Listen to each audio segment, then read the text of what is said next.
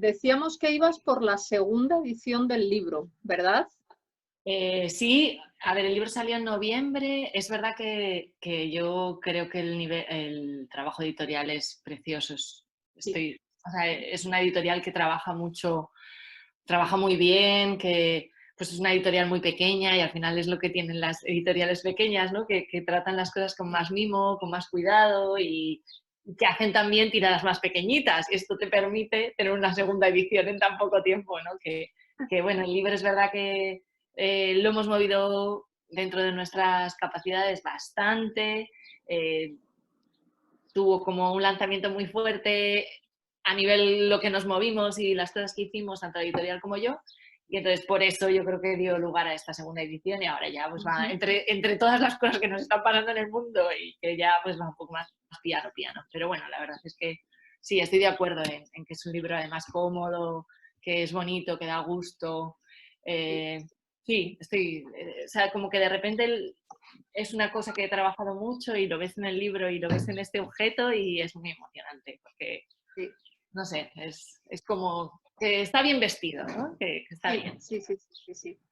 María, en un momento de la novela, Clara presenta, a mí me da la impresión como piezas del puzzle de los personajes, ¿no? Entonces los va colocando y yo me planteaba cuando tú estás escribiendo esto, si te ocurrió así, o sea, si los personajes estaban como piezas inconexas en principio o tenías todo el tapete de lo que querías hacer. ¿Qué fue antes, la historia o los personajes? Creo que lo primero fue el personaje de la abuela. O sea, que es el personaje en torno al cual se crea la historia, ¿no? Yo tengo ese personaje y lo tengo además de hace mucho tiempo. Es un personaje que está inspirado en mi propia abuela, que escribí, a la abuela Inés aparece en un relato de hace 10 años y a esa abuela Inés le habían pasado muchas cosas, pero yo todavía no lo sabía, ¿no? Y ese personaje me gustó mucho y realmente quise como investigar un poco en por qué esta abuela estaba tan enfadada, qué era lo que le había pasado, de dónde salía toda esa frustración. Y a partir de ese personaje, pues a partir de lo que me contestó un poco este personaje, salió la historia. Es verdad que está escrito bastante linealmente, o sea, no digo la historia, sino cómo lo he escrito yo es bastante lineal. O sea, yo empecé por el capítulo 1 y terminé en el último capítulo, con alguna diferencia de algún capítulo que se fue moviendo, pero en general ha sido todo bastante lineal. Entonces, sí que tenía la historia en la cabeza, pero no sabía tantas cosas cuando empecé a escribirla, ¿no? Como que ha sido. ¿Qué hace que te plantees escribir una novela? Porque tú hasta ahora has escrito cuento y cuento dirigido a infantil. Entonces, aparte de esa abuela que te está rondando, ¿qué hace que en un momento determinado sientas la necesidad? Porque yo entiendo, y corrígeme si me equivoco, que esta novela sale desde la necesidad de escribir una novela. Sí, me apetece. O sea, era algo que tenía un poco pendiente, ¿no? Yo, es verdad que llevaba mucho tiempo haciendo infantil y me gusta, la verdad que me gusta mucho infantil y es algo que me sale muy natural. También llevaba mucho tiempo escribiendo relatos y participando en diferentes cosas, en grupos de lectura o de escritura, pero tenía un poco como esas ganas o no estaba muy segura de que fuera capaz de hacerlo. Entonces me apetecía como empezar ese reto de escribir algo largo, algo que parece, no sé, luego en realidad los relatos también tienen su complicación, pero parece que la novela tiene como es más poderosa, es más fuerte, ¿no? Parece que eres mejor si escribes una novela, que en realidad no, pero yo me lo planteé un poco como un reto, ¿no? ¿Y qué expectativas tenías sobre ti cuando tú ves ese folio en blanco o ese, como dice en un momento Clara, ese plano de AutoCAD en blanco? Eh, ¿Qué esperas que salga de ahí? ¿Cómo te veías tú proyectada en ese tiempo, en ese año o en el tiempo que hayas tardado y decir, bueno, ahora, ¿qué me pasa? Bueno, mi objetivo era terminarla, en realidad. Ser capaz de generar algo completo y que tuviera sentido. Para mí era muy importante que los personajes fueran coherentes creo que era lo más importante. Y la verdad es que estoy contenta porque creo que los personajes, lo que tú dices un poco, ¿no? Que te acompañan. Vamos, yo ya no tanto, pero han vivido conmigo. O sea, para mí son personas reales y si las siento muy reales y las he sufrido mucho también y me han dolido mucho, ¿no? Y creo que ese era un poco el objetivo, que la historia fuera verídica, o sea, no verídica, pero que te la pudieras creer, ¿no? Estaba como bastante obsesionada con eso, con que dentro de la fantasía, porque no es una historia real, sí que pudiera serlo, ¿no? Sí que pudiera haber ocurrido. Y ese un poco era mi objetivo, bueno, terminarla. Y bueno, tarda bastante, ¿eh? Ha sido un proceso muy largo, he estado 5 años con ella. Cuando recibes las cajas con la novela y la ves, ¿es esa la novela que tú hubieras querido escribir? O sea, si hubieras tenido esa capacidad hace 5 años de ver por un agujerito todo esto que te está pasando ahora, ¿es esta la novela que hubieras querido escribir en ese momento? Bueno, no sé, ¿eh? Cuando terminé que dije he terminado, o no sé si cuando lo volví a releer o algo así, dije, estoy contenta, me siento orgullosa de ella. O sea, no sé si está bien, no está mal, si gustará más, gustará menos, tendrá más éxito o menos, pero yo sé que estoy contenta con mi trabajo y eso ya es suficiente. Entonces, en respuesta a eso sería sí, ¿no? Sí, sí que es. Es verdad que cuando empezamos a corregirla en la editorial fue sobre todo corrección ortotipográfica, no le metimos mucha mano al texto en sí. Además, había estado un año parada porque el proceso de edición es muy largo hasta que consigues una editorial. Bueno, la leí, la volví a leer y estaba todo el rato, tenía que haber cambiado esto, es que la podía haber trabajado más, es que no sé qué. No sé, mi pareja me dijo, chica, hay que poner el punto final en algún momento. Siempre vas a encontrar maneras diferentes de escribir o maneras diferentes de decirlo. También es verdad que tú, o sea, yo en 5 años he cambiado mucho, ¿no? Desde que empecé, que han sido como 7 años, pues he cambiado mucho mi manera de pensar, mi manera de ver, o sea, hay muchas cosas que han cambiado, entonces probablemente si la escribiera ahora la escribiría de manera diferente. Pero sí, estoy contenta. Creo que es la novela que tenía que escribir. Estoy contenta. Sí, me encanta. Está bien, ¿por qué no? A mí también. María, ¿qué te ha aportado escribir una novela que no te aporte escribir un cuento o un relato más breve? No sé contestarte, no sé si te voy a contestar eso directamente, pero ahora quiero empezar algo nuevo porque tengo una nueva idea y me apetece escribir otra cosa larga, también una novela. Y me pasa que me da mucha pereza hacerlo porque es como que tienes que pensar tantas cosas, tienes que estar tan metida, no sé, utilizar tanto tiempo de tu cabeza para pensar en esos personajes o en esa historia que no encuentro como el momento de hacerlo. Sin embargo, un relato es como mucho más directo, no tienes que pensar en tantas aristas, ¿no? Digamos que para mí un relato es como si coges un momento de la vida, o sea, es un mal ejemplo, ¿no? Pero coges un momento, una cosa, un acontecimiento y hablas de ello. Y una novela es como si tuvieras que contarlo todo. Entonces, claro, para mí es más difícil por eso. Es cierto que el cuento, como es más pequeño, tienen que ser las piezas tienen que cajar mucho mejor, ¿no? Porque es más pequeño, ¿no? Entonces tiene que estar como mejor, tiene que verse mejor. Pero, no sé, para mí es mucho trabajo, me da como pereza volver a pensar en sumergirme de esa manera en una ficción. ¿Puede ser más enriquecedor escribir novela? A nivel de lo que tú extraes al exprimir los personajes, o al menos tal como están escritos en esta novela, yo creo que tiene que ser un proceso muy enriquecedor, ¿no? Casi terapéutico, de alguna manera. Sí, como es un esfuerzo mayor, la satisfacción que obtienes es mucho mayor también, ¿no? Porque te has esforzado más y has sacado más cosas, ¿no? Entonces, claro, te llena más, te sientes mucho mejor. No sé, sí, estoy de acuerdo, es mucho más enriquecedor. ¿Desde cuándo escribes tú, María? Bueno, yo he escrito desde pequeña, en realidad. Cuando era pequeña escribía bastante en el colegio Como que siempre, ahora estoy revisando diarios de pequeña y pues yo ya decía que quería ser escritora, por ejemplo, que es una cosa que yo no me acordaba, ¿no? Y está ahí, o sea que desde siempre, hubo una época que escribí un poco menos, pero luego que en la universidad, por ejemplo, dejé de escribir, pero luego lo retomé y en realidad no, siento que es algo que he hecho siempre.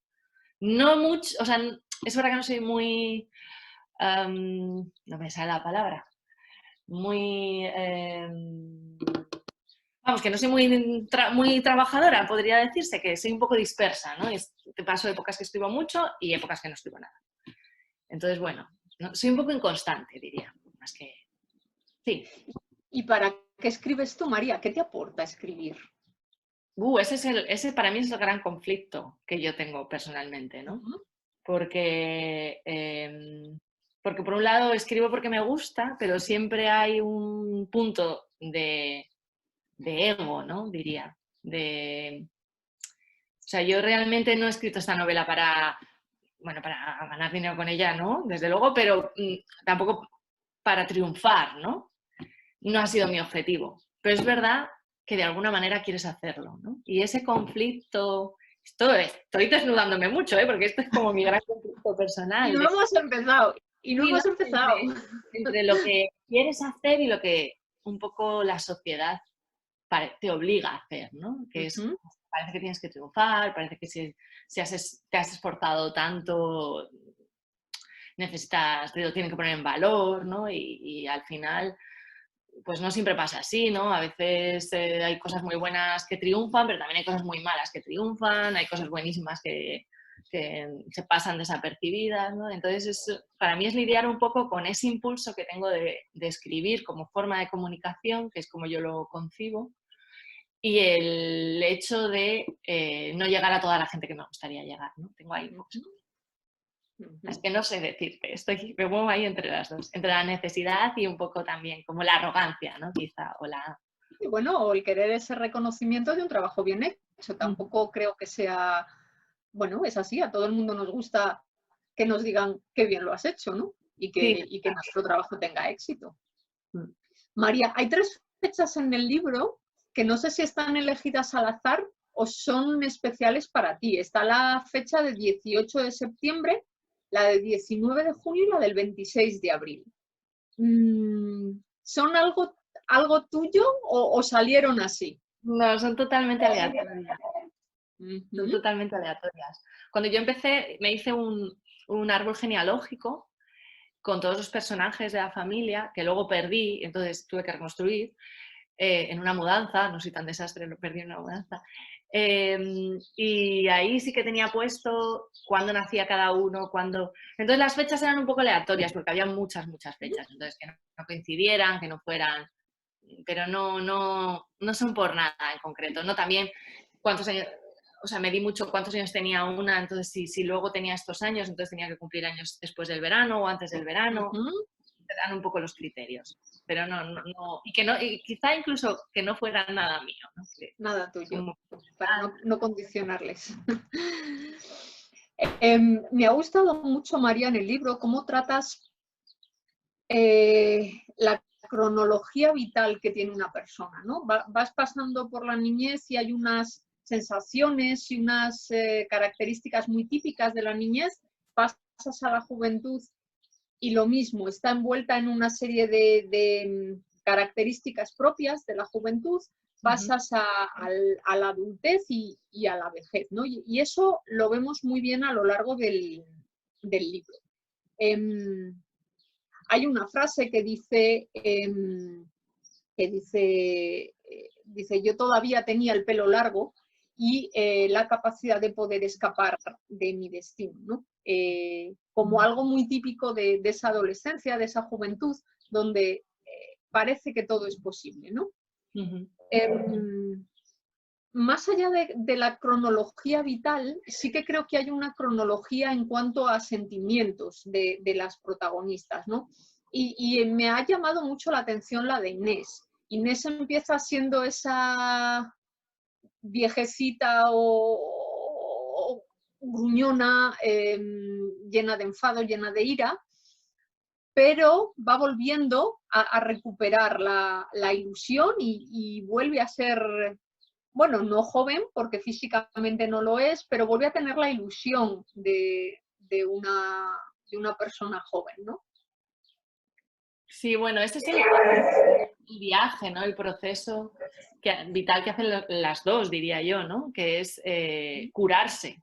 Cuando alguien está sana, está joven, ¿no? Está bien. O sea, no es que Inés esté joven, haya rejuvenecido, es que simplemente se siente bien. Es algo que no se sentía bien al principio de la novela. Entonces, es ese proceso que hacen las dos, ¿no? Que van hacia la curación un poco. Para mí es el viaje que hacen ambos personajes hacia liberarse un poco, ¿no? Pues de los traumas, de las frustraciones, del miedo, del dolor, ¿no? Es un poco el duelo, ¿no? Tanto de una como de otra, una más concreto y la abuela Inés es un poco el duelo que se le ha ido cargando, ¿no? Puedo hacer spoilers, ¿verdad? ¿Lo hemos leído todas? Sí. Bueno, más vale, porque sí, lo vamos a hacer. Uy, pues por aquí dicen que no, ¡ay madre! A Clara le pasa también un poco, empezamos con una Clara que está muy, muy gris y luego al final ya, a partir de todo ese proceso que tú dices de curación, recupera esa ilusión otra vez con Julito o con Julio y vuelve otra vez a sentir bueno, que merece la pena, ¿no? Todo eso. Sí. Sí, es un poco, o sea, yo al final sí que tenía claro que las dos historias no están elegidas por azar, ¿no? Es un poco la conexión entre las dos está clara. Son dos momentos vitales diferentes de ambas, pero en el fondo es un poco lo mismo, ¿no? Lo que les pasa a las dos. Cada una lo resuelve de una manera diferente porque cada una está en un momento vital diferente, ¿no? Y ha tenido problemas distintos. Pero sí, claro, el personaje de ella, de Clara, ella tiene que ser mucho más vital y está quizá más deprimida aún. No, yo creo que las dos están muy deprimidas, la verdad, las hago sufrir bastante, las pobres. Pero sí, no sé, yo quiero pensar de todas formas que Julio un poco es la excusa, ¿no? No es lo que hace que ella se siente bien, es un poco una herramienta que le da la vida, o que ella sabe utilizar, ¿no? O que la vida le da, pero ella sabe coger para reconstruirse, ¿no? Y para estar a gusto consigo misma, porque al final lo que pasa con este chico no sabemos a dónde llega. Pero ella tampoco le pone nombre en ningún momento. Bueno, lo tiene ahí, es algo que le apetece en un momento determinado, que los dos están bien y bueno, ya se verá. Antes nos has comentado que el proceso de escritura ha sido largo, han sido 5 años si hablabas de 2 más, incluso de 7.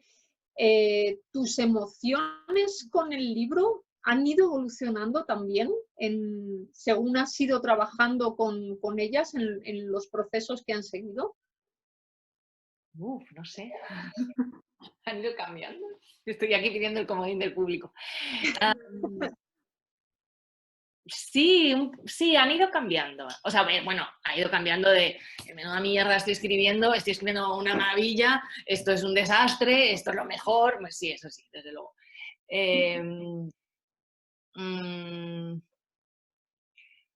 Bueno, ha ido cambiando también un poco mi relación con los personajes. En general yo los quiero mucho a todos, no le tengo manía a ninguno.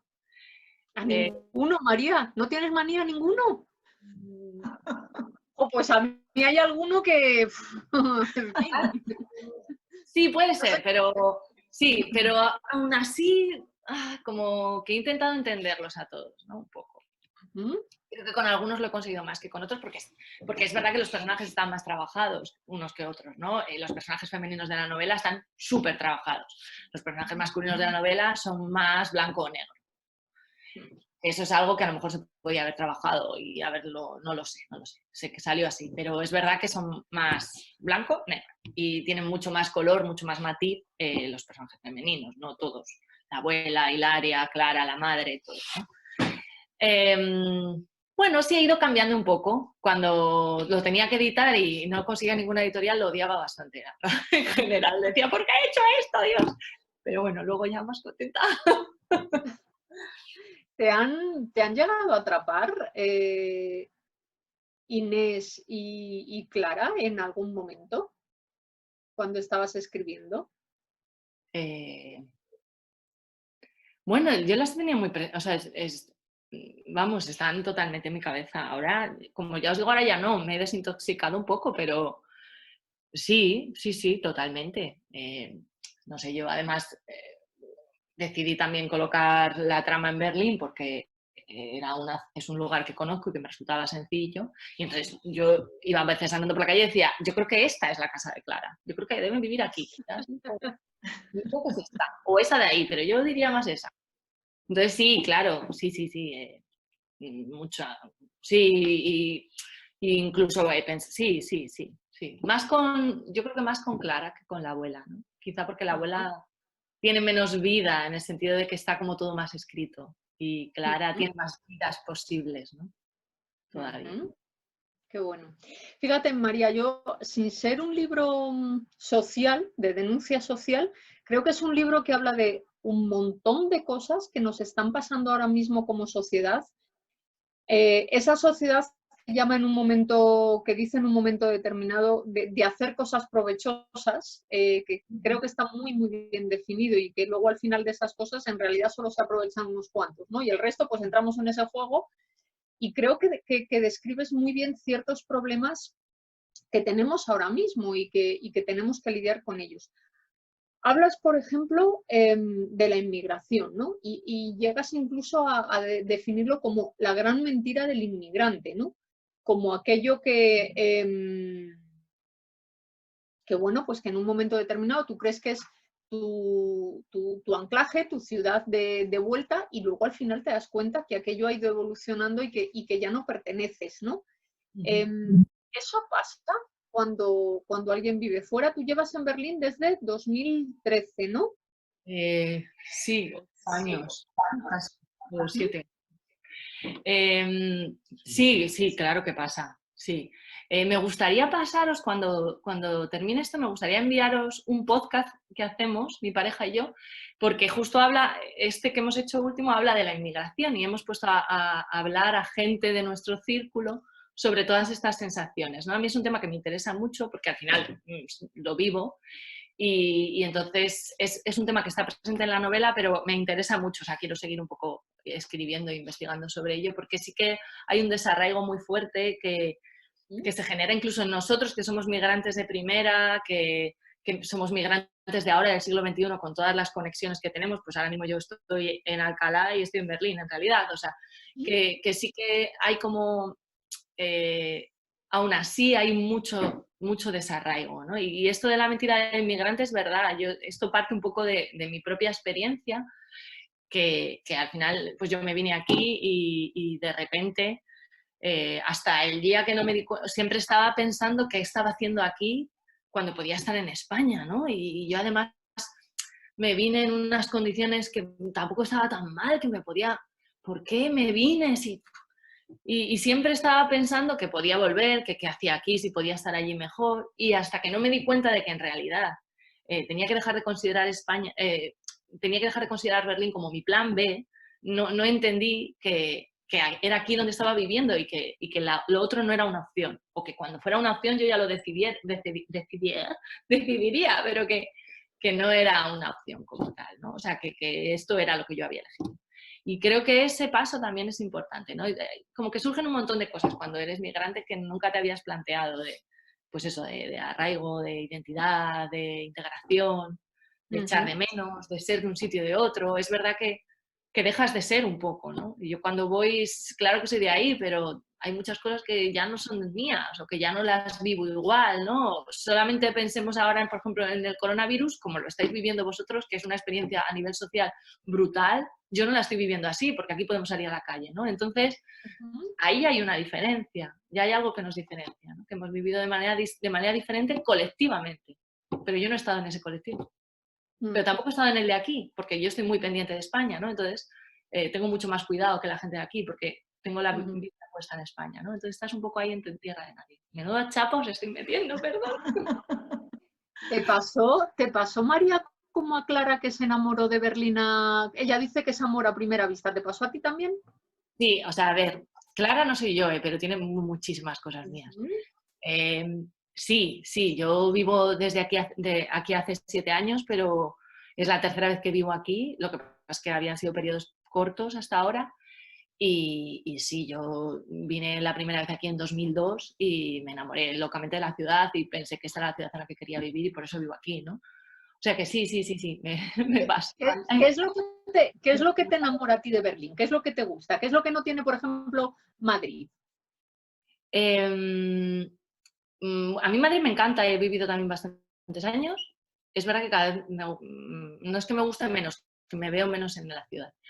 Eh, lo que más me gusta de Berlín es que te hace pensar que puedes hacer todo lo que quieras. O sea, luego no es verdad, pero por lo menos te hace pensar que eres capaz de todo. Que si quieres escribir una novela, puedes escribir una novela. Que si quieres cantar y que si quieres formar un grupo de teatro, puedes formar un grupo de teatro. O sea, te da como no te dice que no de primeras, ¿no? Y ahí yo creo que en Madrid tienes que luchar, es más complicado. Es ¿Mm? más aguafiestas, ¿no? Te quita un poco las ganas.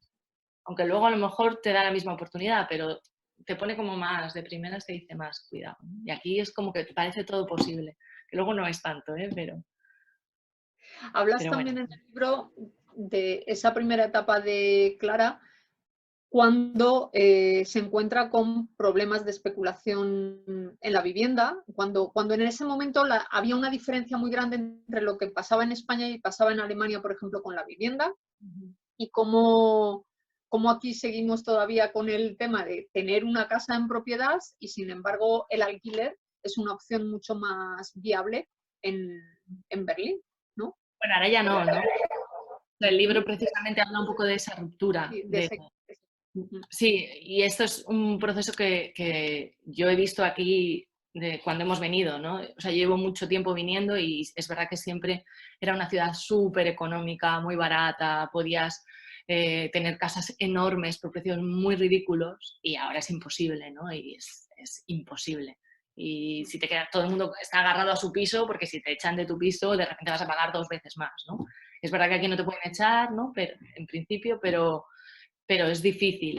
O sea, ha pasado un poco, nosotros al principio cuando empezamos a ver cómo iba el asunto, ¿no? Que se empezaba a perfilar ya todo lo que iba a pasar, ¿no? Toda la burbuja inmobiliaria que está viendo ahora mismo aquí en Berlín, decíamos un poco eso, ¿no? Venimos del futuro, esto ya nos ha pasado a nosotros, cuidado. sí, sí, sí, Y sí. bueno, al final no sé qué pasará ahora, ¿no? Porque estamos yo creo ahora mismo en otro punto de inflexión a nivel económico-social, no sé qué pasará, pero sí que es verdad que estaba enfilando la ciudad un poco hacia el lujo, bueno, hacia la europeización quizá, y Berlín en eso era muy diferente por sus condiciones históricas, era distinto, es una ciudad que tiene una historia diferente, que era una ciudad llena donde no se paga, la gente del oeste no pagaba impuestos, entonces toda la gente que venía aquí era pues muy de izquierdas, la gente no hacía, los hombres no tenían que hacer la mili si vivían en Berlín, entonces todos los insumisos se venían aquí, los artistas porque era muy barato, entonces eso ha generado que la ciudad tenga un ambiente distinto, ¿no? Que ahora es totalmente, es mucho más snob, hay muchísima, bueno, puedo hablar horas de Berlín, pero sí, o sea, digamos que sí que está pasando esto ¿Ah? de alquileres muy caros, la gente está empezando a comprar, los precios de compra son imposibles, Bueno, pero bueno, es como, aún como hay aquí. gente que... Hablas también, María, del mundo rural y de la despoblación que está ocurriendo en los pueblos. Hablas de un mundo rural de plazuela, de la noche, de las sillas, de los corrillos en el pueblo. Hablas de cómo todo eso se va quedando sin sonidos, ¿no? Es como muchas sensaciones alrededor del pueblo. ¿Qué le aporta ese pueblo, que ahora hablaremos ya de Castilla y del pueblo castellano, qué le aporta Clara a ese pueblo para querer volver allí a cuidar a su abuela?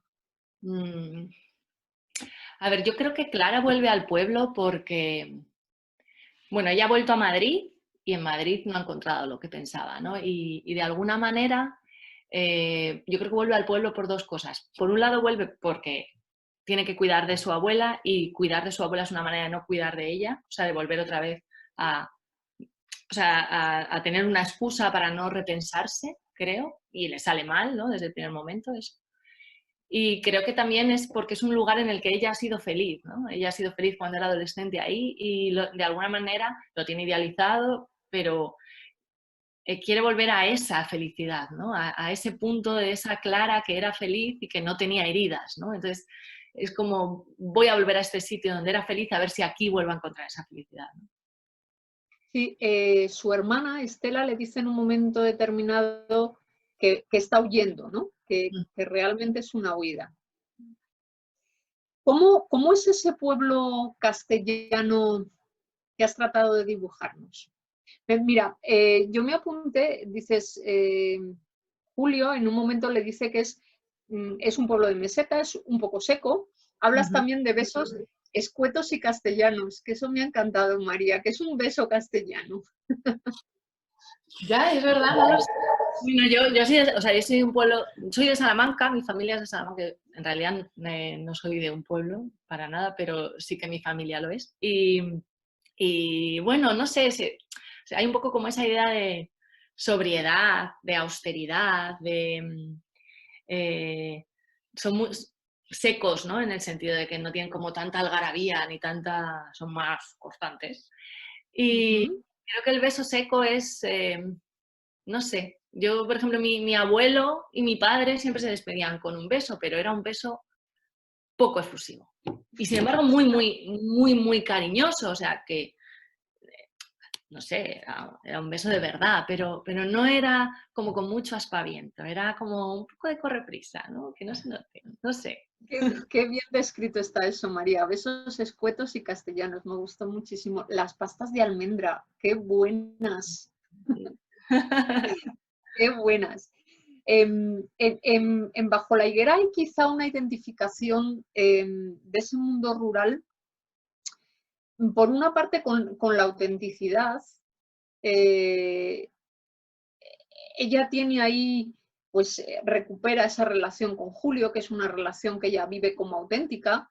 Es también un pueblo de esencia, ¿no? Donde dejamos un poco de lado esas cosas superfluas de ciudad que Inés explica muy bien cuando dice que iban a misa los domingos, cuando ella estaba en Salamanca estudiando, iban a misa con tacón, bueno, con sus encajes, sus guantes y demás, en contraposición a la ciudad, ¿no? No necesitamos esas cosas superfluas y también hay una asociación con la libertad, ¿no? Fuera libre de relojes y de todo eso, ¿vale? Pero por otra parte, recuperas una parte de los pueblos que a mí siempre me han generado mucho, bueno, no sé si rechazo es la palabra, pero que es toda esas relaciones macabras alrededor de la muerte. El episodio es en el que a Celia le obligan a besar a su abuela cuando es tremendo, ¿no? Y las cosas se vivían, ya no, afortunadamente, en los pueblos así. Y también hay mucho de fanatismo en los pueblos del qué dirán, que ha destruido tantas vidas, ¿no? La de Celia estaba marcada por ese qué dirán. Y luego la de Hilaria, con todos esos silencios cómplices también, ¿no? Entonces, a mí el pueblo es verdad que me genera por una parte ese sitio donde correr, donde ser libre, pero luego tiene detrás todo un espacio social tremendo, ¿no? Sí, mira que yo siento que no he profundizado tanto en eso, es verdad. Que estoy de acuerdo contigo en algunas de las cosas que has dicho con respecto a las cosas negativas de los pueblos, pero yo creo que aquí he sido bastante he idealizado mucho el pueblo, ¿no? Es verdad que comentas cosas malas que aparecen, pero todas ellas aparecen más en la historia de Inés y en la historia de Inés antigua, ¿no? O sea, como que yo lo he identificado más con algo de antes. y no he metido esas cosas en el pueblo ahora, ¿no? En realidad la historia del pueblo como aparece, casi no aparece, no hay relación con otros personajes en el pueblo, ¿no? A excepción de Julio. No hay como, no se van al bar, pero no se habla del bar, o sea, no. Creo que está como un poco más en el fondo, ¿no? No me he metido tanto en ese guirigay que podría haber sido, la verdad, porque es cierto que hay una parte de los pueblos que es complicada, ¿no? Incluso hoy, y que, no sé, creo que se han abandonado tanto también y durante mucho tiempo se han considerado como tan... la gente de pueblo era lo peor, o sea, eran unos paletos, ¿no? Que al final hay cierto desajuste y hay también cierto complejo, ¿no? Pues estos de ciudad, ¿no? Yo eso lo he vivido cuando era pequeña, ¿no? Los forasteros éramos los que veníamos de la ciudad y ese como un poco desdén que vienen aquí a decirnos cómo tenemos que vivir, ¿no? Cuando en realidad, pues a lo mejor había gente que hacía eso, pero yo realmente no iba a eso, ¿no? Al pueblo.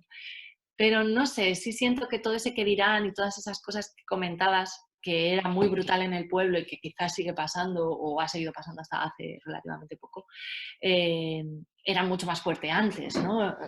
Incluso en la ciudad, ¿no? Yo creo que estas cosas, no sé si las hemos superado, ¿no? Seguimos estando muy pendientes del que dirán, ahora es en redes sociales, pero en el fondo es un poco parecido. Igual. Hemos cambiado el corrillo, la plaza del pueblo, por el Facebook o por Instagram. O sea que somos al final, yo creo que personas y hemos sido siempre así, ¿no? Necesitamos nuestro grupo para movernos y nos importa lo que digan, evidentemente. María, has movido a los personajes de Bajo la Higuera, creo que por tus espacios, ¿no? Los has movido por Madrid, por Salamanca, por Berlín, por el pueblo y Alcalá. Ya, ¿No sí. parece? Ya, bueno, eso... ahora se lleva muchísimo esto de que la gente cuenta su vida en los libros y es como escriben sobre cosas que les ha pasado y dicen que es lo que les ha pasado, ¿no? Como que se olvidan un poco de la ficción. Pero yo no quería que fuera yo, ¿no? No quería que la gente me leyera y dijera, es María, es María. Y entonces por eso he evitado, no digo el nombre del pueblo, por ejemplo, en ningún momento. No utilizo Alcalá, utilizo un barrio de Madrid también porque me apetecía un poco como contar vida de barrio y creo que Madrid en eso es interesante, ¿no? Es una cosa de Madrid que me gusta mucho, ¿no? Los barrios y la periferia y tal. Pero sí, no, es verdad que al final he utilizado espacios conocidos, pero es que para mí Madrid también ha conocido. Yo me fui de Alcalá con 20 años, o sea, hace 18, y los últimos años antes de vivir en Berlín vivía en Madrid, ¿no? Entonces también era un poco mi referencia. Pero sí, no sé, Alcalá habría que volver, pero ya me parecía como demasiado localista, ahí he pecado un poco de complejo, ¿no? Ahí mi complejo es otro, ¿no? Hablas también en el libro de los mayores, ¿no? De ese colectivo que, fíjate, buscando datos, hay datos que dicen que la población mayor de 60 años entre 2015 y 2030 va a pasar de 900 a 1.400 millones. Es una barbaridad el colectivo de ancianos. Y me hizo pensar tu libro cómo y precisamente por eso que decíamos antes de la sociedad de hacer cosas provechosas, cómo a estos colectivos que no son productivos en nuestra sociedad los dejamos ahí aparcados, les quitamos y ahí se revuelve como gato panza arriba esa capacidad de elegir. Ya simplemente de dónde quiero morir. Ella dice en algún momento, ningún matasanos de 3 al cuarto me va a decir a mí dónde tengo que morir. Y les desenraizamos también de sus lugares, de donde ellos quieren morir. Hay un cuento tuyo que leí con ocasión de esto, donde planteas exactamente lo mismo, que es Planes con el abuelo. También es un abuelo que sacan de su sitio. Claro, es que te trasplantan, es como llevarse una planta de una maceta a otra y te quitan todo tu arraigo, ¿no? Tratamos, yo creo que tratamos mal a esos colectivos, ¿no? Que no lo estamos haciendo bien como sociedad, ¿no? Yo creo que es un conflicto porque al final también, no sé, es verdad que que también tenemos que vivir nuestra vida un poco, ¿no? Que de alguna manera yo lo hablo a veces con mi padre, ¿no? Que él dice, no, yo no quiero tener que ir a vuestra casa, estar dando problemas, que generar conflictos con vuestra pareja. Yo cuando esté mal me voy a una residencia tranquilamente, que es como todo lo contrario, ¿no? A lo que estamos como acostumbrados. Y creo que sí que hay ahí un problema entre la sociedad actual y sobran, ¿no? De alguna manera. Sobran en el sentido de que no sabemos ubicarlos en esta sociedad. No. Y ellos tampoco saben cómo ubicarse, porque la sociedad no está preparada para eso. Antes era como muy fácil, ¿no? Pues la abuela estaba en casa y vivías con ella y la familia era también eso. Pero ahora es como... Es un tema, sí, realmente. Es como que habría que recolocar todo un poco en la sociedad. También porque hemos estirado mucho. Ahora mismo la edad, claro, se ha estirado mucho. Nunca hemos sido tan viejos como somos ahora, ¿no? Como conjunto. Y claro, las necesidades son totalmente diferentes y vamos un poco a rebufo de esas necesidades que van surgiendo, ¿no? Que no las tenemos previstas. Sí, claro. Además, ahora todo pasa muy rápido, ¿no? También todo se queda un poco... no nos da tiempo a pensar las cosas porque ya nos están pasando por encima, ¿no? Las reflexionamos tampoco. Sí, hablas de otro tema que, fíjate, ahora que hablamos de los muertos del coronavirus y demás, es una auténtica pandemia silenciada, que es el suicidio, ¿no? Recuperando también datos, cada 2 horas y media hay un suicidio en España. Son datos que nunca salen en los telediarios. Y al año estamos hablando de 800.000 personas que se suicidan. Y es un tema que también aparece en el libro. De hecho, lo empezamos así, el libro, con un suicidio. Es una barbaridad, creo, ¿no? Los datos. Sí, es verdad. O sea, yo tengo que decir ahí, por ejemplo, que ese primer fragmento, o sea, con el que empieza el libro, que se añadió posteriormente, por ejemplo, ese no es lineal, yo siempre tuve muchas dudas de si incluirlo o no incluirlo. Y al final lo metimos, mi editora me dijo, sí, yo lo veo bien, tal. Y yo en realidad no lo quería meter porque siento que es un tema que no he trabajado en la novela, ¿no? Que aparece y es muy importante. De hecho, pues es como algo que marca un poco la vida de los personajes, pero yo no he hecho como ese ejercicio de documentación, de investigación. No he pensado tanto en el suicidio como tal. Entonces me daba un poco de apuro escribir eso, empezar con eso, ¿no? Y luego, posteriormente, he leído mucho sobre eso, ¿no? Y es verdad que da mucho miedo, ¿no? Y asusta bastante. Y leía un artículo hace unos meses, creo que era en Infolibro o algo así, y era un poco sobre el suicidio también. Y lo tuve que leer por partes porque me parecía muy duro, ¿no? O sea, no fui capaz de terminarlo del tirón. Es verdad duro, que ahora se está empezando a hablar un poquito más de eso y está bien porque es un problema, porque también no se habla mucho de las enfermedades mentales, ¿no? De la depresión, ¿no? Por ejemplo, y está bien. Eso es, fíjate, esa incomunicación que tenemos, que se habla también de ella y al hilo un poco de la depresión, estamos en unos 300 millones de personas, los que estima la OMS, que tienen ahora mismo depresión. Son esas enfermedades que estamos generando como sociedad, bueno, que están ahí, que no salen en los telediarios ni en los periódicos, salvo en foros especializados, pero que es una auténtica pandemia silenciada la que tenemos ahí. Sí, bueno, yo creo que también no interesa hablar porque está muy en conexión con el sistema, ¿no? Es endémica del sistema pues de la superproducción, del neoliberalismo, entonces está tan unido que se puede hablar de ello, pero no se va a la raíz, ¿no? Que la raíz es que al final vivimos tan estresados y quién nos está estresando y para qué nos están estresando, ¿no? Entonces, Sí.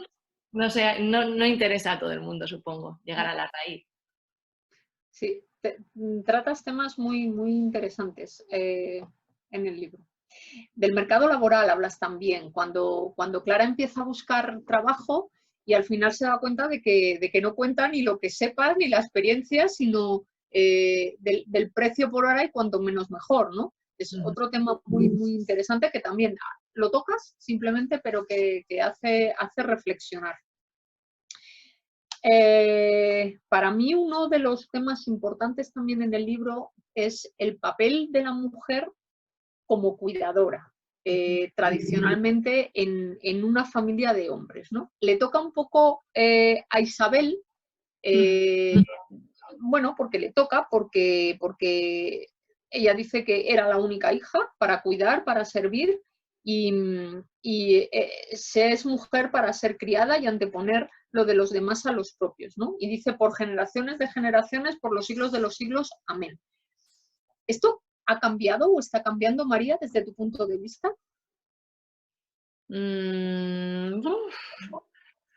Sí, creo que está cambiando, pero creo que también hay un ejercicio, aquí a lo mejor me meto un poco en un jardín, pero creo que hay un ejercicio que tenemos que hacer las propias mujeres, ¿no? Porque Isabel le toca ser cuidadora, pero también se lo autoimpone un poco, ¿no? Y creo que ese es el gran reto, ¿no? Ser nosotras las que nos peleemos con nosotras mismas. Yo esto lo veo mucho en el tema de la maternidad, ¿no? De cómo se enfrentan a la maternidad. Yo no tengo hijos, pero cómo se enfrentan a la maternidad las personas que me rodean, de mi generación, mis amigas, y de alguna manera o sea, es verdad que la sociedad te lleva a ello, es verdad que a lo mejor las parejas no siempre están a la altura o no saben estar a la altura o no han aprendido o lo que sea, ¿no? Pero creo que también hay un ejercicio de autoflagelación, ¿no? De que tú tienes tan metido dentro de lo que has aprendido o lo que has escuchado, ¿no? Que tienes que ser tú la que lo haga, que tú misma, ¿no? te impones eso. Entonces creo que tiene que haber ese doble ejercicio, ¿no? A nivel social, que creo que sí que lo estamos haciendo, y a nivel personal, ¿no? A nivel colectivo y a nivel individual, para decir, oye, que a lo mejor no soy la persona que tiene que hacerlo, ¿no? O no sentirse mal. Yo creo que fundamentalmente es no sentirte mal si no lo haces, ¿no? Clara, aunque tiene diferencias, hay diferencia de generación con Isabel, cuando ella quiere abortar y al final no lo hace, pero no por ella, entiendo, sino porque antepone las preferencias de Jens, en este caso, a las suyas mismas. Incluso hay una frase que dice, otra vez vuelve a decir, esta sociedad que te ha preparado para sacrificarte por los demás, para ser madre o puta, o las dos cosas a la vez, ¿no? Y Clara es de otra generación, diferente a la de María, y sigue arrastrando todo ese... bueno, todo ese papel o ese rol que nos han asignado las mujeres, ¿no? Y nos asignamos, como tú bien dices. Sí. Bueno, yo siento que es un poco así, la verdad, ¿eh? Que seguimos teniendo un poco ese rol, quizá no social, pero, o sea, sí social, absolutamente, pero que es verdad que nadie nos lo impone, o teóricamente, pero en realidad sí que lo tenemos, ¿no? Y de alguna forma seguimos estando ahí para hacer que la gente se sienta bien, seguimos estando ahí para cuidar, aunque no sea cuidar como antes, ¿no? Pero encargarnos de que todo esté bien, no sacar temas que a lo mejor molestan para que todos estemos tranquilos comiendo, no decir a veces que nos sentimos mal para no generar un conflicto. O sea, yo creo que sí que buscamos un poco como que todo el mundo esté a gusto, que todo el mundo se sienta bien, ¿no? Y eso, y muchas veces anteponemos ese sentimiento a nuestras propias necesidades, ¿no? No, a mí me da igual dónde ir a cenar. No, hombre, no te da igual dónde ir a cenar, quieres ir a un sitio seguro, pero no lo piensas, ¿no? No antepones tus deseos bueno, te dejas llevar, es más flexible, dicen, pero en el fondo es por eso, ¿no? Un poco, quizá, ¿eh? No sé. Pero sí, yo creo que sí que nos sigue pasando, vamos. Yo lo veo, ¿eh? No, a mí me pasa, vaya.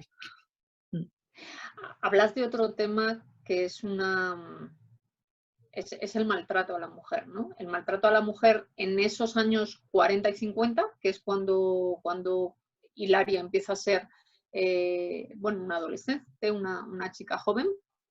Y hay varios momentos en el libro el que tenéis ahí es justo lo que le dice a Inés, a Hilaria, le dice, déjate de tonterías, actúa como la adulta que eres y aguanta y calla, el aguanta y calla, ¿no? Y le dice además, también padre nos zurraba cuando hacíamos algo mal, ¿no? Además, hay una violación cuando todavía son novios Genaro e Hilaria. Incluso ella misma se dice sabía lo que iba, y ir sola con un hombre al cerro, ¿qué otra cosa esperabas? Los hombres son así y como que lo estás provocando, ¿no? Es una época muy dura, creo, que para el maltrato, además muy silenciada socialmente, ahora ya afortunadamente no, pero esa connivencia y ese incluso tu entorno más cercano, esa soledad que tenía que sentir Hilaria, porque ni siquiera su hermana entendía lo que le estaba pasando, y ese aguanta y calla, yo creo que es duro de escribir, seguro que sí, de vivir, por supuesto, ¿no? Sí, bueno, la verdad es que ese capítulo fue bastante difícil de escribirlo. Y lo rectifiqué bastante, ¿no? Lo cambié bastante. Tengo una amiga que es psicóloga en un centro de mujeres, y ella me ayudó, por ejemplo, ¿no? con el tema, para hablar de ello y para ver un poco también si realmente era así, ¿no? Porque, bueno, pues al final, pues esa soledad, también el hecho de evadirte, ¿no? Cuando te está pasando algo tan terrible. No sé, bueno, sí, yo creo que ella no va a eso, ¿no? Ella realmente no va a eso, se lo encuentra, pero bueno, es un poco también la ingenuidad, es el momento en el que ella pierde la ingenuidad y se hace adulta, ¿no? Por desgracia. ¿De qué manera? Hablas también de una cosa que es el acceso al conocimiento y a la cultura de la mujer en esos años, ¿no? En los años 40. Era Inés, me llama la atención que, claro, como Inés no era guapa, o digamos que la hermana guapa era Hilaria, pero Inés era lista y trabajadora. Me resultaba curioso por eso, ¿no? Una mujer, por romper un poco ese tópico, ¿no? Una mujer no puede ser guapa y estudiar, como que, bueno, si tú eras guapa, y más en esa época, o bueno, que no hacía falta que estudiaras, y sin embargo Inés tiene esa ansia de saber, de conocer, de querer progresar, ¿no? Ya, Con el bueno, yo mundo no de creo los que libros. sea guapa, ¿eh? O sea, no creo que no sea guapa.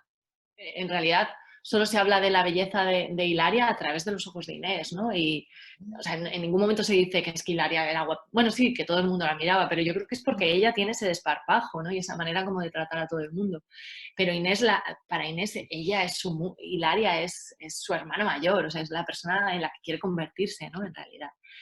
Y por eso es más guapa y canta mejor y es más alta y es más salá, ¿no? Pero no quería entrar un poco ahí, o sea, no quería pensar que como no eres bien agraciada solo te queda estudiar, ¿no? Creo que Inés es lista porque es lista y porque tiene esa curiosidad y tiene la suerte de que alguien lo ve, ¿no? Porque si su maestra no lo hubiera observado o no le hubiera dedicado ese tiempo, pues al final pues Inés habría seguido un poco en lo mismo, ¿no? Habría terminado el colegio, se habría quedado en casa, habría encontrado un hombre, se habría casado, habría tenido tal, se habría dedicado a la tierra, lo que fuera, ¿no? Entonces, quiero creer que tiene más que ver con esos maestros, ¿no? Yo soy hija de maestros, lo pongo ahí, y orgullosa hija de maestros, entonces creo que también es un homenaje, ¿no? Por desgracia hay malos maestros, pero a los buenos maestros que saben ver más allá, ¿no? Y que te cambian la vida, ¿no? Porque a ella le cambia la vida. Y a su madre también, que le da la oportunidad, ¿no? Peleando un poco con el padre, porque el padre, ¿para qué va a estudiar, no? Sí, sí. Yo no sé, no tengo la respuesta clara y quería preguntártela a ti. ¿Hay algo de celos? No de Inés a Hilaria, que creo que no, pero de Hilaria a Inés, ¿hay algo de celos a lo largo del libro? Sí, claro que sí, yo creo. ahí entran un poco, pues, las miserias que todos tenemos, ¿no? Y que bueno, pues que tenemos envidia, más que, sí, envidia, ¿no? Que, que no somos siempre todo lo generosos que deberíamos, ¿no? Y creo que Hilaria no es generosa, también es verdad que está viviendo una situación ella personal también que no es buena, ¿no? Pero sí que creo que tiene un poco de pelusa, ¿no? Un poco de repente llega... Es un poco lo que hablábamos antes con lo de los pueblos, ¿no? Que de repente yo me he quedado en el pueblo y tú te has convertido en una chica de ciudad y me miras con desdén, pero su hermana no le mira con desdén, ¿no? En realidad es ella la que se está creyendo ese desdén, esa inferioridad, ¿no? De repente. Sí, sí, claro que sí. ¿Por qué reacciona el primer verano que vuelve Inés de Salamanca al pueblo, que viene con toda la ilusión, con sus caramelos de café con leche, y Hilaria reacciona con ese desdén? Entiendo que ahí hay una parte de dolor por lo que le está pasando o lo que le había pasado con Genaro, y también por eso que estás diciendo ahora mismo, porque ella ve como que empiezan a aparecer distintos planos entre ellas, quizá, ¿no? Claro, bueno, también es un poco como el fin de la niñez, ¿no? De alguna manera se desconectan porque están viviendo realidades distintas, ¿no? Uh-huh. Y también ella, Hilaria, al estar pasando por una situación, al estar mal, pues cuando tú estás mal eres más egoísta y eres más malo, ¿no? Y en realidad es porque tienes un dolor dentro y como no lo estás compartiendo se está pudriendo un poco y te está haciendo a ti ser un poco putrefacta también. Entonces, bueno, yo creo que eso es un poco lo que le pasa, ¿no? Que ya está mal y entonces es un animal herido y saca esa rabia de alguna forma. No lo canaliza bien. Porque no le cuenta a Inés lo que le está pasando. Hay una carta que entiendo que se escribe en el momento, pero que no llega a echarla, no llega a contarle. ¿Por qué no le cuenta lo que le está pasando? Bueno, yo creo que por vergüenza un poco, ¿no? Y quizá por miedo a que no le dé la razón, ¿no? A que no se ponga de su parte. Yo creo que es vergüenza, ¿no? Y que no es fácil también hablar de una cosa así, ¿no? Sobre todo cuando te están haciendo sentir que tú eres la que lo has provocado y que tú eres la culpable, ¿no? Uh-huh. O sea, creo que no es fácil, y que sigue pasando ahora, ¿no? Ya a muchas mujeres que viven una situación de maltrato, pues no les resulta fácil hablar de eso, incluso con las personas más cercanas, ¿no? Creo que es un poco eso lo que le pasa. ¿Realmente era tan necesaria en la casa Inés cuando ya ha muerto la madre y cuando ella quiere volver a Salamanca a estudiar, y el padre ya le dice que no, e Hilaria dice que no, que en casa es necesaria? ¿Era tan necesaria en casa, Inés? No lo sé. Bueno, supongo que sí era necesaria, pero no, como hemos dicho antes, lo de contingente, ¿no? Que hombre, que sí era necesaria, o sea, que sí era necesaria, pero no era imprescindible, o sea, que se podía haber luchado más, desde luego. Claro, y esa es la pena que le queda a Inés, ¿no? Y la rabia, y por eso se rompe también un poco la relación con su hermana, porque siente que no le ha ayudado, al contrario, que no ha estado de su lado y que la ha fastidiado un poco, ¿no? Entre ellas yo creo que se abre un montón de palabras no dichas, yo creo que de suposiciones, y que eso hace que se rompan las dos, ¿no? Y que cada una ya ahí vaya por una parte. Y luego que Inés se quede con esa sensación de culpa que la arrastra ya a lo largo de toda la historia, ¿no? Sí, claro, es la explicación, lo que tú dices un poco, los silencios, que al final, pues, que hay que hablar las cosas, vaya. Al final es lo Hay que que dices. hablarlas. Hay que hablarlas. ¿Cuántas conversaciones se quedan pendientes y condicionan, ¿no? Porque de una conversación dependía todo el desarrollo de la novela. Si esa conversación hubiera tenido lugar, pues no sé, hubiera ido por otra parte, pero no hubiera ocurrido todo lo que ocurrió, ¿no? Bueno, no tendríamos novela, así que menos mal que no se produjo. No, tendríamos otra, María, tendríamos otra novela seguro que sí. Hay otros protagonistas a lo largo de la novela, no tanto de contextualizar, sino de protagonizar. Creo que la muerte, fíjate, es uno de los protagonistas de la obra, ¿no? A lo largo de las dos, tanto de Clara como de Inés, la muerte está presente y está a lo largo de todo el libro, ¿no? Inés también tiene una relación que va evolucionando con la muerte. Al principio se quiere morir, pero luego resulta que no, ¿no? ¿Cómo va cambiando esa relación que tiene Inés con la muerte? Bueno, es un poco, lo hablábamos al principio, ¿no? El proceso de sanación. O sea, yo creo que ella está hasta las narices y se quiere morir, y está siempre con la cantinela de se quiere morir, pero en realidad cuando, en el primer capítulo, ¿no? Cuando se cae, ¿no? Y de repente se da cuenta de que se va a morir, y de que a lo mejor se va a morir ya, ¿no? Pues le empieza a entrar como esa angustia de, pero ¿cómo me voy a morir yo si no he resuelto las cosas que tengo que resolver, ¿no? Y entonces todo el libro es, voy a resolver esto, tengo que dejar en herencia la higuera y tengo que dejar en herencia todos mis secretos, ¿no? Y ese es su proceso de cambio. Entonces, es verdad que sigue con la cantinela de me quiero morir, pero en el fondo ya lo dice con la boca chica, yo creo, porque tiene que sacarse lo que tiene dentro. Y luego, cuando empieza a sentirse bien, pues ya deja de querer morirse, claro, porque ya está más feliz. Esto es una cosa que supongo que le pasará a todo el mundo. Y por eso hay ese cambio, ¿no? Cuando se produce ese cambio de volver a sentirse en paz consigo misma, pues ya, bueno, si me tengo que morir me muero, pero ya no estoy dando la murga todo el rato de me quiero morir, me quiero morir.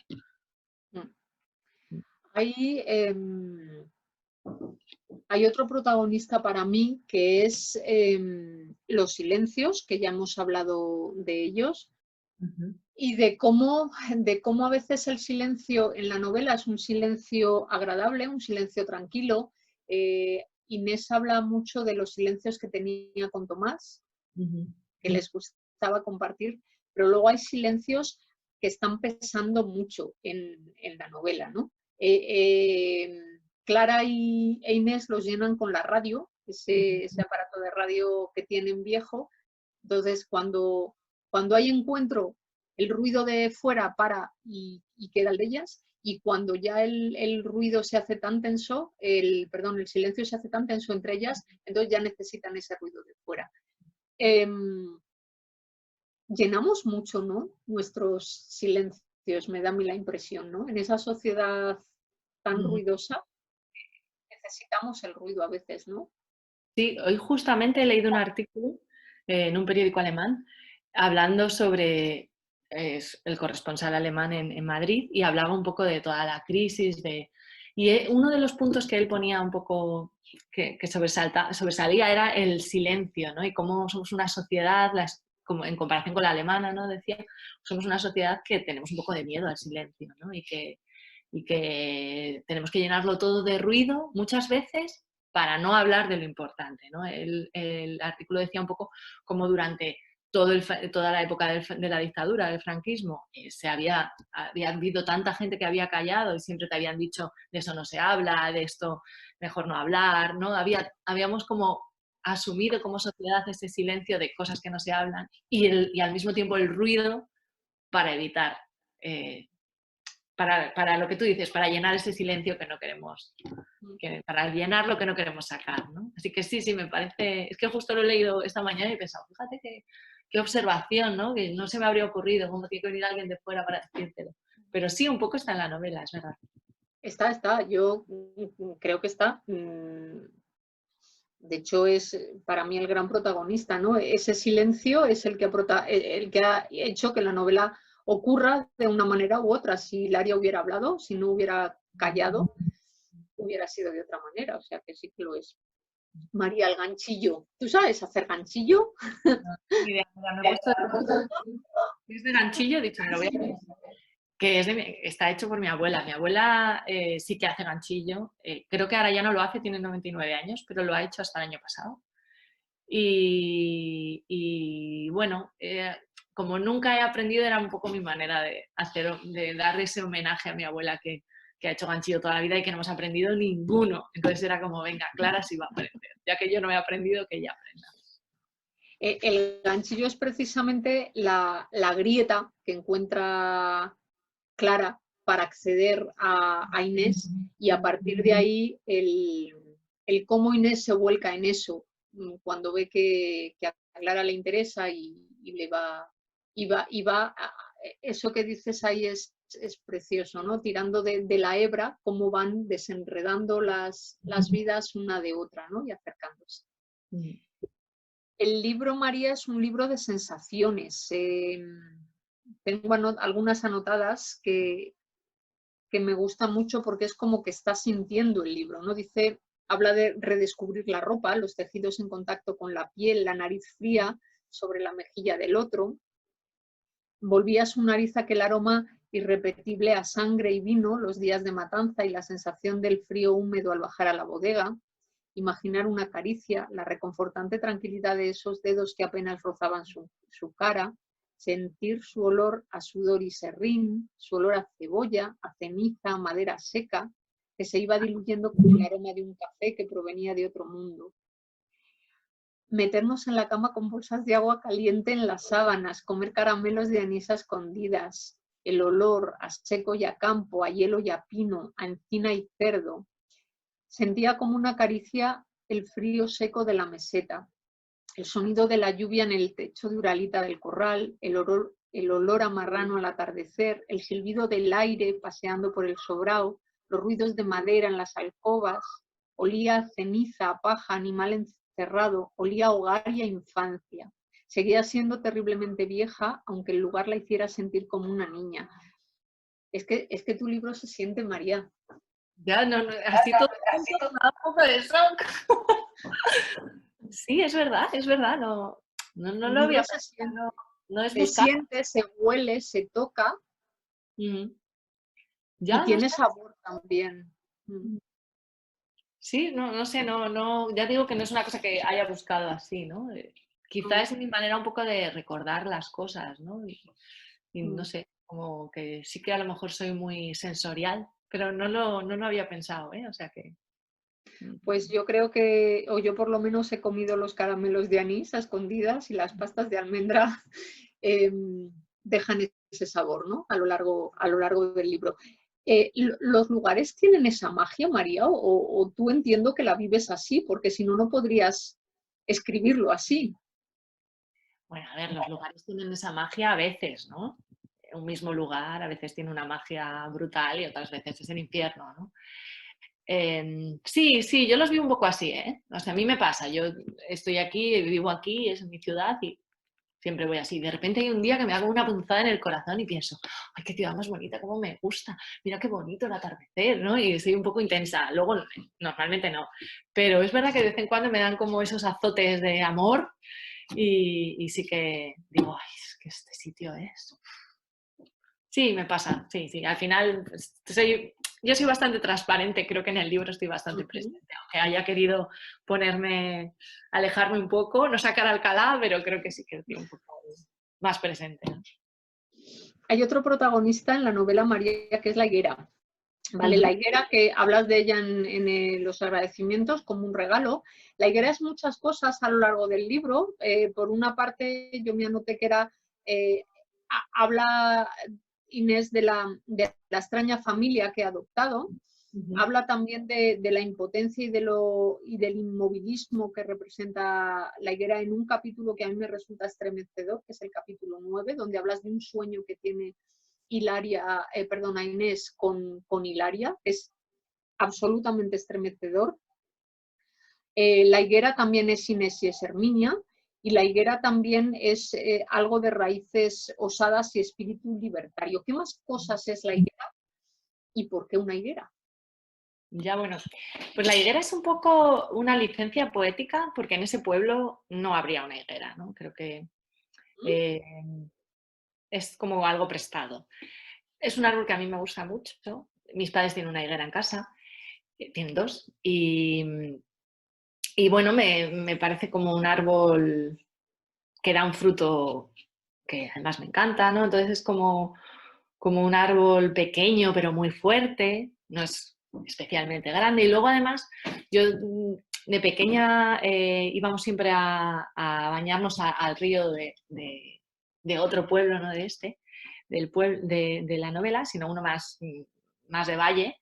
Y ahí había un puente de piedra y en el medio del puente de piedra, entre las piedras, salía una higuera. Una higuera, esa sí que era enorme, una higuera espectacular, que no tenía tierra, o sea, salía de las piedras, en vertical, ¿no? Y entonces, no sé, era como una higuera que estaba ahí verano tras verano, seguía ahí, ¿no? Entonces, para mí era un poco la resistencia, ¿no? La supervivencia. Creo que los dos personajes son supervivientes. Inés es la gran superviviente, ¿no? Para mí. Y entonces, pues, no sé, era como el árbol que podía significar muchas cosas, ¿no? Es verdad que significa todas esas cosas, ¿no? Es como el cemento que une a la familia, pero al mismo tiempo es lo que ha provocado la familia que es debajo de donde se genera la relación entre entre Inés y Clara. Y luego también, para mí lo más importante, ¿no? Que es el símbolo de que hay que luchar y hay que poner la vida por delante, ¿no? Que es lo que hace Inés al final, es como yo voy a seguir viviendo y ya estoy harta de hacer lo que todo el mundo me dice, ahora es mi momento y voy a ser feliz, ¿no? Y bueno, pues lo consigo un poco. Creo que voy a dar la luz, no sé si me veis, pero por aquí esta noche. Y bueno, pues eso, sí. O sea, es la higuera, podría haber sido otro árbol, ¿no? Pero bueno, me gustó ese y... No, a lo mejor no podría haber sido otro, pero quiero pensar que no, que era este y ya está. Era este, sí, sí, sí, sí, sí. En el libro, fíjate, curiosamente has dicho antes que no eres madre, pero yo creo que el libro nos hace un repaso por todos los tipos de maternidad que puede haber, ¿no? Hay también pequeños guiños a la paternidad. Sí que creo que, como tú decías antes, el hombre en el libro está tratado de una manera más, bueno, sin tanto recoveco, sin tanto matiz. Quizá la paternidad también esté tratada de una manera también mucho más limpia, no tiene tanto matiz. Vamos a repasar un poquito personajes y descríbenmelos como, habla Clara en un sitio como que ahora ya vamos todo en modo tweet, en modo 140 caracteres, se nos han ampliado un poco, pero en esos 200 y pico caracteres, descríbeme a Goyo. ¿Cómo sería Goyo? ¿O cómo es Goyo? No sé, pues yo creo que es una buena persona, ¿no? Y es, o sea, es un poco eso como lo dice en la novela, ¿no? Como el elefante que avanza, pero tú no le ves avanzar porque es tan pesado, ¿no? Entonces es como, pues, para mí es esas personas que no notas cuando están, pero cuando no están sí que lo notas, ¿no? Y él nunca destaca, ¿no? Porque tiene una mujer que es mucho más luminosa y él está un poco ahí como dando gracias, pero en el fondo él también es válido, ¿no? Yo creo que se tendría que poner un poquito más, se tendría que querer un poco más, yo creo. No lo sé.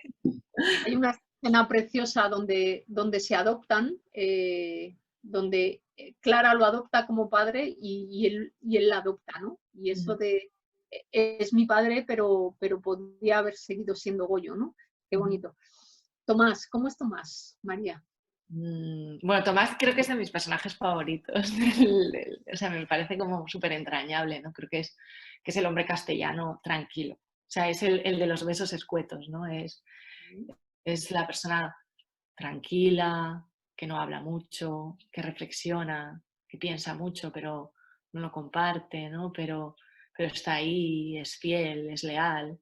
Es como, no sé, un poco Castilla, ¿no? Es la Castilla que me gusta, ¿no? La Castilla como el campo de trigo, ¿no? No sé, es como la calma un poco.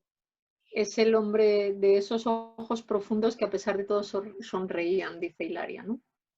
Genaro. Genaro yo creo que es como la masculinidad tóxica, ¿no? Para mí es como el macho ibérico. Menos de 140. Menos de 140, sí. Alfonso Ballesteros. Bueno, este es el... Pues también es un poco macho cabrío, lo que pasa que de clase alta. Con él es con quien entiende al final Clara que sí que quería a Martín, ¿no? ¿Qué hay en esa conversación cuando que Clara se da cuenta de que ella sí que ha querido a su hijo? Bueno, yo no creo que se dé cuenta ahí de que le quiere, ¿no? Se da cuenta de que vive, ¿no? De que ha vivido, de que las personas existen cuando las queremos y que si no quieres a una persona no existe, ¿no? Y ella se da cuenta de que ella no existe, no ha existido nunca para ese señor que es su padre. Entonces, si ella no ha existido, aunque haya existido, Martín existe, aunque no exista, ¿no? Porque ella le quiere. Entonces, sí, o sea, no es que se dé cuenta de que le quiere, es que se da cuenta del valor que tiene su amor, ¿no? De lo que vale, de que ese amor le da vida. Hay una frase que le dice Goyo a Inés, a Clara, perdón, que es esa que tenemos ahí, ¿no? Para los hijos la historia de sus padres empieza cuando llegan ellos y todo lo demás no importa. Yo me quedé con esa frase y digo, jolín, qué verdad es. O sea, qué verdad es. Es que cuando uno es hijo y a la vez es madre, como es mi caso, como las compañeras que tenemos aquí, te das cuenta de cómo la perspectiva es totalmente diferente y cómo valoras a tus padres desde tu posición de hijo es una, y sin embargo todo lo que tienes detrás cuando eres madre, que no tienes en cuenta que tienen tus padres exactamente igual que tienes tú, ¿no? Entonces, es tremenda esa frase, María, tremenda y de una claridad. Y dije, madre mía. Bueno, pues cuéntame, vamos a hablar ahora de esa maternidad que dice también Clara que es esa maternidad piruleta, ¿no? Que nos han vendido la maternidad piruleta y que de piruleta no tiene nada. Celia, ¿cómo definirías a Celia? Celia es una luchadora, ¿no? Es un poco madre coraje en realidad. O no, no sé si madre coraje, pero es una persona que tira para adelante. Entonces ella ha tirado para adelante y no tiene tiempo para mirar para atrás, ¿no? Y creo que esa es un poco la diferencia. O sea, ella, todo lo que arrastra le va pesando, pero ella no tiene tiempo para mirarse y ser consciente de lo que le está pesando, ¿no? Ella sigue para adelante, sigue para adelante. Es una lucha, pero claro, ahí tiene algo que debería haber resuelto y no resuelve, pero bueno, o más o menos resuelve al final, ¿no? ¿Cómo es la maternidad de Celia? Bueno, Celia tiene dos maternidades, ¿no? La de Clara y la de Estela. Son dos maternidades totalmente diferentes. Ella es una madre distinta para una que para la otra. Entonces, la maternidad de Clara es una maternidad no querida, o sea, es una hija no querida, a la que quiere, ¿no? Obviamente quiere, pero que preferiría no haber tenido. Y entonces eso es un conflicto brutal, porque ¿cómo puedes querer a una persona y al mismo tiempo pensar, joder, pues si no estuviera mi vida habría sido mucho mejor? Entonces creo que ahí está el cortocircuito mental que tiene ella, ¿no? Y que tiene también Clara, ¿no? Porque Clara se sabe no querida, ¿no? O no es que no querida, no deseada, ¿no? Y sin embargo, la maternidad con Estela es todo lo contrario, ¿no? Es la hija que ha querido tener con la pareja que ha querido tener y es diferente, ¿no? Por eso la relación que tienen ellas también con la madre es distinta. Hay una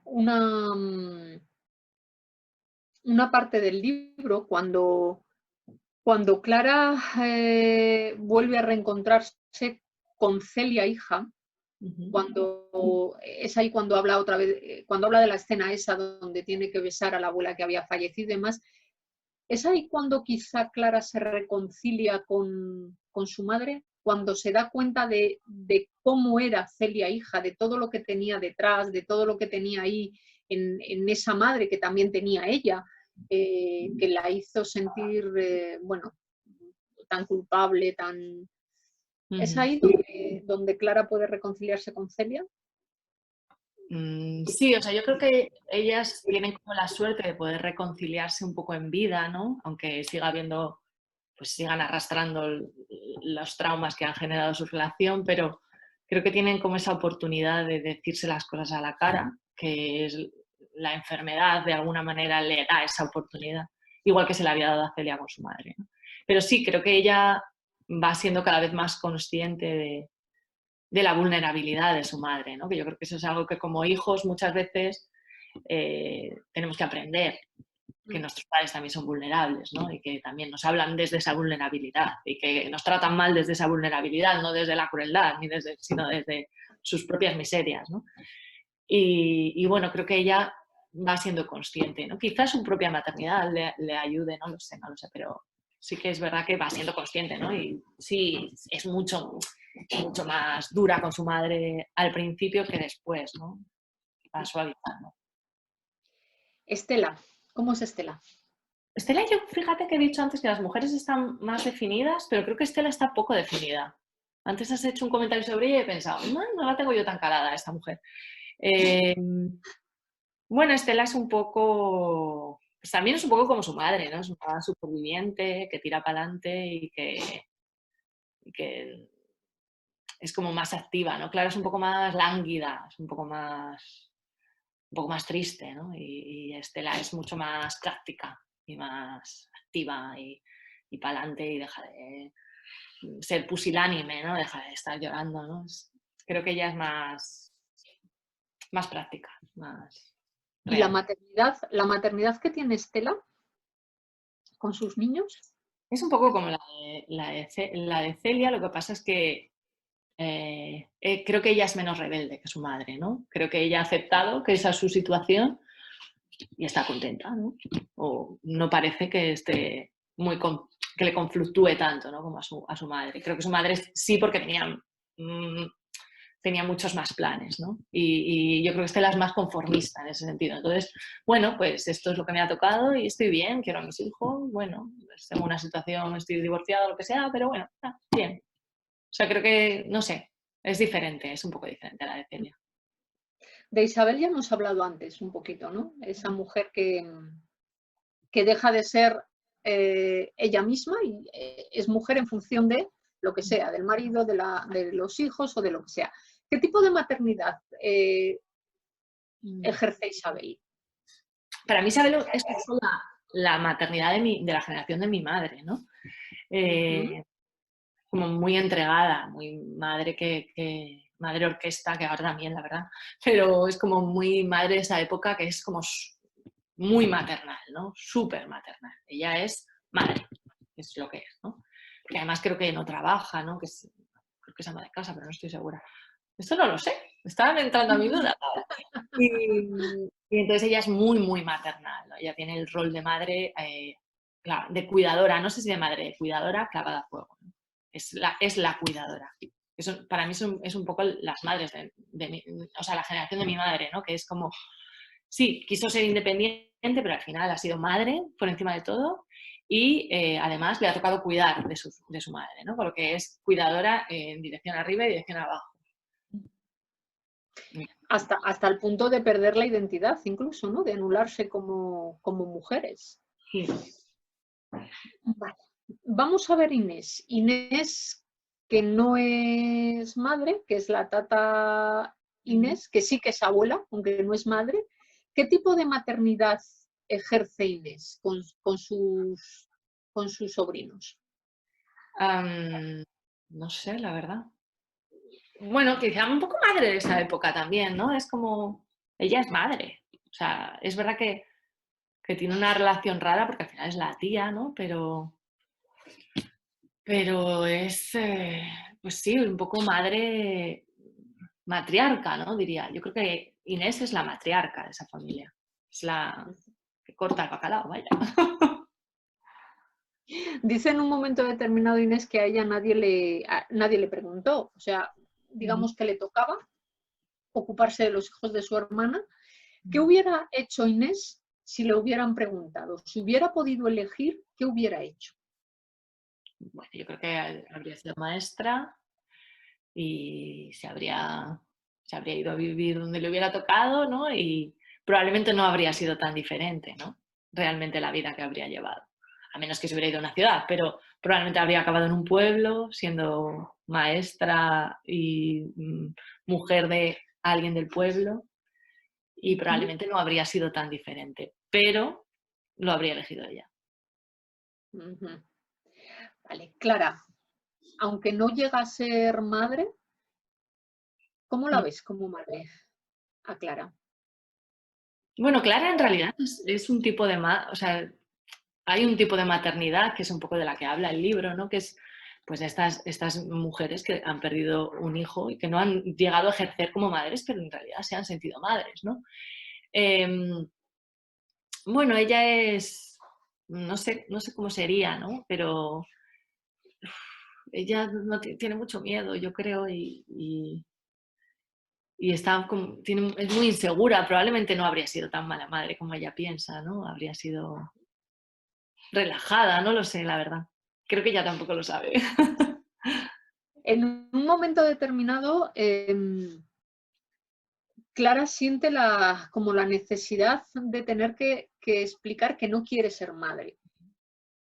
¿Nos sigue pasando esto? Una chica que ahora, bueno, pues alrededor de los 30 años o 20 y pico, 30 años, 30 y algo, que no quiere ser madre, ¿todavía tiene que explicar que no quiere ser madre? Un poco sí, ¿eh? Depende, no en todos los contextos, pero sí, en casa, sí, y yo creo que es más ante ti misma, ¿no? Que de alguna manera no sé, tienes que justificar que no, la gente te pregunta cosas raras, ¿no? A mí me pasa, ¿eh? Porque yo digo, no, yo no quiero tener hijos. Eh, ¿Qué vas a hacer cuando seas mayor? Mm, Te vas a sentir muy sola. No sé, luego también es como un poco la carga que te dan como hija. Los nietos son algo tan bonito para los abuelos, ¿cómo no vas a darle nietos a tus padres, ¿no? O sea, sí que hay muchos conflictos, a veces sociales, a veces internos, que sí que creo que generan un poco no sé, esa sensación, ¿no? Luego también hay mucho claro, tú como no tienes hijos no lo entiendes, ¿no? De hecho, esto lo dije en la presentación de Alcalá, ¿no? Que estaban todas mis amigas que son madres, ¿no? Que en realidad yo había escrito la novela para hablar de la maternidad, porque como nunca me dejan hablar de ella, pues para poder decir lo que me diera la gana, ¿no? Y que nadie me dijera, no, que como tú no tienes hijos, mejor no hables. Y me solté. Yo veo a Clara y a Inés una especie de alter ego una de la otra, ¿no? Hay un montón de coincidencias, o yo las he visto a lo largo del libro. ¿Qué opinas tú de eso? ¿Son el alter ego una de la otra? No lo había pensado así, pero sí, puede ser que estén muy conectadas, ¿no? Mm, Yo te mm, voy a contar lo que he descubierto y tú me dices, ¿vale? Ambas tienen una familia en principio impuesta, ¿no? Que no han elegido, las ujú, dos, ¿vale? Inés se resigna porque, bueno, le tocó y no le preguntaron y dijo que sí. Y Clara se reveló a esa familia y ella, a pesar de que la acogió, porque sí que acogió a Tomás, sí que acogió a Goyo, pero luego fue buscando su propia familia. Y ujú. eligió a Jans para tener su propia familia, ¿no? Entonces, ambas para mí eran de familias impuestas y en ellas había mucho enfado por esa familia precisamente y creo que ese enfado esconde una tristeza profunda en las dos. Yo las vi a ellas, ambas tienen que salir de sus lugares de origen para dos cosas. Primero, cumplir sus sueños. Ujú, Eh, Inés se va a Salamanca para estudiar ujú, y Clara tiene que ir a Berlín para ser ella misma y ujú. desaparecer un poco de toda la influencia de Celia. Y aparte de para cumplir sus sueños, para ser ellas mismas, ¿no? Hablas en algunos párrafos donde Inés dice que por fin ya deja de vivir a la sombra de Hilaria, ¿no? Cuando va a Salamanca. También para mí ambas pertenecen al pueblo, a esa tierra, ¿no? De alguna manera su raíz está ahí para las dos. Mm. Las dos las veo marcadas por la muerte, ya lo hemos hablado antes. Ambas aceptan esa maternidad impuesta. Aparte de familia, la maternidad está impuesta de alguna manera Sí. en las dos. Totalmente, sí, sí. Creo que ellas hacen una cosa muy, muy bonita, que también me gusta mucho en el libro, como en un momento determinado son capaces de alejarse de la relación que han tenido antes y proyectar desde el presente, que es cuando ellas logran encontrarse e ir construyendo esa relación, ¿no? A partir de ahí hacen un borrón y cuenta nueva, el pasado no va a condicionar esa relación y van avanzando en algo, pero desde el presente. Eso también me gusta mucho y creo que les caracteriza a las dos. Las dos tienen problemas a la hora de elegir. Clara habla del miedo a escoger, de que siempre ha estado como dejando la responsabilidad de sus elecciones a los demás. E Inés creo que no elige por miedo, ¿no? Y hay una elección que no hace, que es a Clara, no la elige como nieta, porque en un momento determinado se puede marchar. Y sin embargo a Estela sí, porque como Estela tenía su sangre, Estela, pasara lo que pasara con Goyo y con Celia, era como suya, ¿no? Y Clara en un momento se puede ir y tiene mucho miedo a esa relación y entonces no la elige. Tienen más cosas, ¿eh? Al final era como ir replicando una en la otra, ¿no? Creo que ambas cargan con fantasmas y que ambas además saben que solamente cuando logran resolver o enfrentarse a esos fantasmas van a estar en paz y así lo hacen. Las dos viven en esa fantasía de lo que pudo haber sido, ¿no? Clara vive con un dolor de los recuerdos que la atormentan, pues la relación que tiene con Jens, la relación o el embarazo con Martín. Y en todo eso, además ella es en sí misma una posibilidad que no acaba de cuajar, porque era la posibilidad de Celia. E Inés vive en un pasado continuo con toda esa culpa y esa carga que lleva, ¿no? Creo que las dos saben reconocerse mutuamente en la otra, o por lo menos ven la tristeza, ven la culpa, y creo que esa es una clave para que puedan resignificar su pasado, ¿no? Entonces ahí ellas dos van un poco de la mano, ¿no? Y se curan, como tú decías antes, una a través de la otra, ¿no? Dándose la oportunidad de, bueno, pues de volver otra vez a vivir. Así que para mí sí, para mí claramente Clara es el alter ego de Inés e Inés de Clara. Sí, pues tal y como lo has dicho, sí suena así, ¿eh? Sí, o sea, simplemente no era una cosa como muy buscada, ¿no? Creo que al final quizá lo más buscado eran los temas de los que quería hablar y por eso a lo mejor se repiten, ¿no? Pues las posibilidades, ¿no? Las cosas que tenían que haber ocurrido de una manera y no ocurren, ¿no? Es verdad que como el tema de la familia impuesta también es un tema que quizá no se desarrolla tanto, pero para mí era un poco el motor del libro, que es el hecho de que haya, o sea, que la familia, que la sangre, ¿no? Pese más que el amor, ¿no? Y que a veces te tengas que aguantar con tu familia aunque no te aguantes, ¿no? Y cómo realmente lo que debería construir los lazos es el cariño, ¿no? Más allá de que la sangre sea importante, ¿no? Pero que no solo basta, no basta con la sangre. Para mí, María, con este libro has rendido un homenaje muy bonito a todas esas mujeres que nos han precedido, mujeres que han tenido historias muy duras detrás, como la tuvo Herminia o como la tuvo Inés, donde a veces están totalmente desconectadas de sí mismas, están juzgadas, están muy mal juzgadas, incluso por ellas mismas y sus entornos más cercanos, mujeres que han sido prisioneras de su propia familia. Y creo que también rinde un homenaje muy bonito en manos de Clara a todas esas mujeres que da igual lo que haya, da igual que se pierdan, que no, deciden en un momento determinado encontrarse. Y son mujeres muy valientes, aunque no lo parezca, ¿no? A mí me parece que es una novela preciosa, que espero leer muchas más tuyas, porque me he enamorado absolutamente de esos personajes y de tu manera de escribir. Y fíjate que ayer leía una frase que está en 100 años de soledad de García Márquez, que dice que la vida más que la muerte es la que no tiene límites. y dije, jolín, pero es que es el cierre de Bajo la higuera, es que describe perfectamente cómo la vida ofrece todas esas posibilidades, ¿no? Me ha encantado, María. Te agradezco muchísimo que nos hayas dado la oportunidad de charlar contigo y de descubrir a las mujeres de tu libro. Y yo ya abro al resto, que pregunten, porque yo ya he preguntado todo lo que quería preguntar. Muchas gracias, María. Nada, bueno, a ti, muchas gracias por esa lectura tan exhaustiva, además.